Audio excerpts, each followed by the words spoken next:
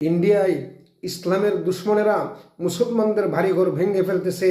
একজন মুরব্বী নিজ চোখে ওনার বাড়ি ভাঙ্গা দেখে অজ্ঞান হয়ে গেছে। আমরা আর কতদিন এভাবে ঘুমিয়ে থাকবো?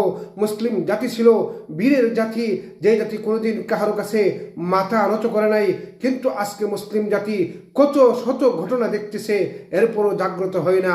আমার লজ্জা লাগে যে প্রিয় মুসলিম জাতি আর কতদিন এভাবে দেখবেন?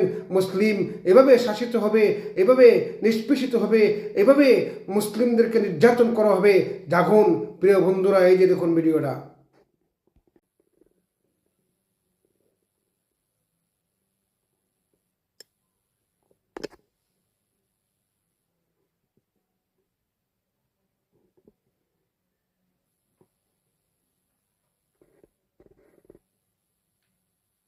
ইন্ডিয়ায় ইসলামের দুশ্মনেরা মুসলমানদের বাড়িঘর ভেঙে ফেলতেছে।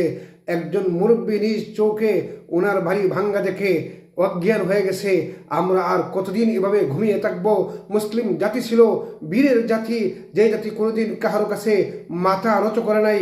কিন্তু আজকে মুসলিম জাতি কত শত ঘটনা দেখতেছে, এরপরও জাগ্রত হয় না।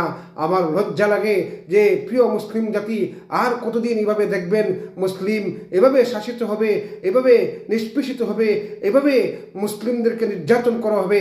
জাগুন প্রিয় বন্ধুরা, এই যে দেখুন ভিডিওটা।